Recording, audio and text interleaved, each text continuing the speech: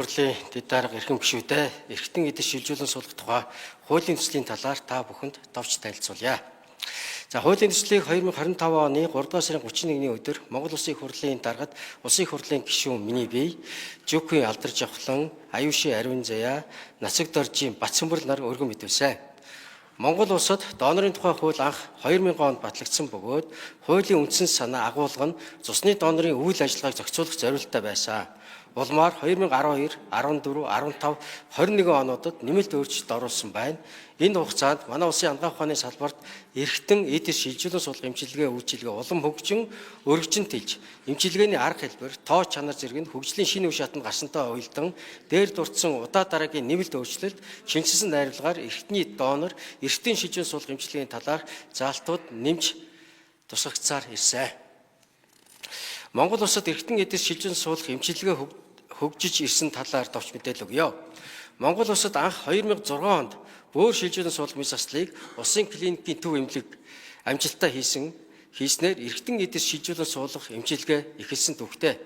Үүнээс хойш улсын клиникийн төв эмнэлэг 2011 онд элэг шилжүүлэн суулгах баг, 2014 онд ясны чимэг, үйдлийг шилжүүлэн суулгах баг, хавдар судлалын үндэсний төвд 2018 онд элэг шилжүүлэн суулгах баг тус байгуулагдаж шилжүүлэн суулгах эмчилгээг хийж байгаа. Өнөөдөр улсын 2 дугаар төв эмнэлэг их насны эрүүл мэндийн үндэсний төв мөн одоо элэг шилжүүлэн суулгах хагалгааг хийж эхлээд байгаа. За бөөр шилжүүлэн суулгах хагалгааг цэргийн госпиталь бас хийж эхэлсэн сайн туршлага нэвтрээд байна. За түнчлэн эдис үр шилжүүлэн суулгах эмчилгээний төрлүүд хурцтай хөгжиж иргэдийн амьдралын чанарыг сайжруулах, үр хөвгтөй болох хүсэл мөрөөдлийг биелэл болгож байгаа сайн туршлага байгаа.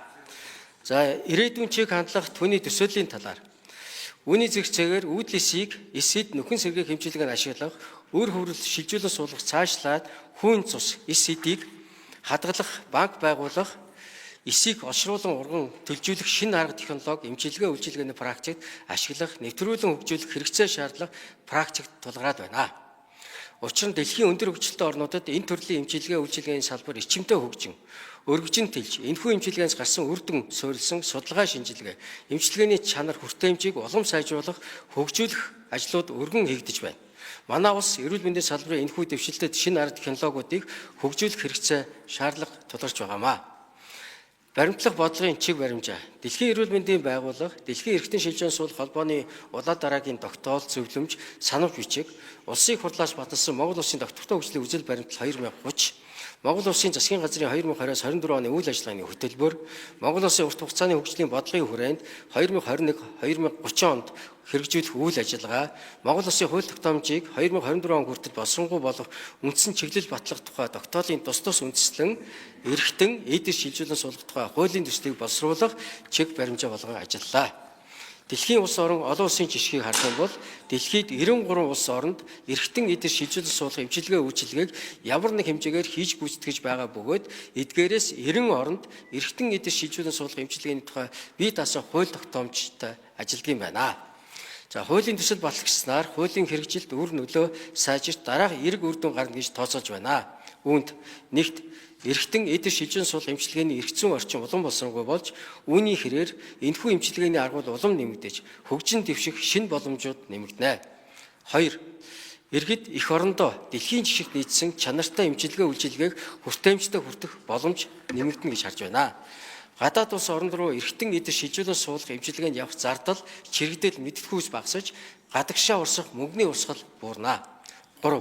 Эрхтэн эдис шилжүүлэн суулгах үйл ажиллагааг зохицуулах удирдлагын тогтолцоо, үйл ажиллагаа шин шатанд гарна. 4.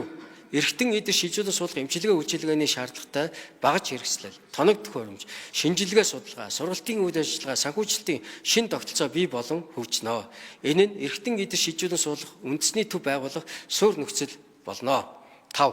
Амьгүй донороос эд эрхтэн шилжүүлэн суулгах талаар баримтлах бодлого зохицуулалт улам төгөлдөржин нэгдсэн сүлжээ тогтолцоо бий болон хөгжиж эмчилгээний төрөл чанар хүртээмж үр дүн илүү сайжирна гэж харж байгаа. Анхаарал хандуулсанд Монгол Улсын их хурлын дэд дарга гишүүд та бүхэнд баярлалаа.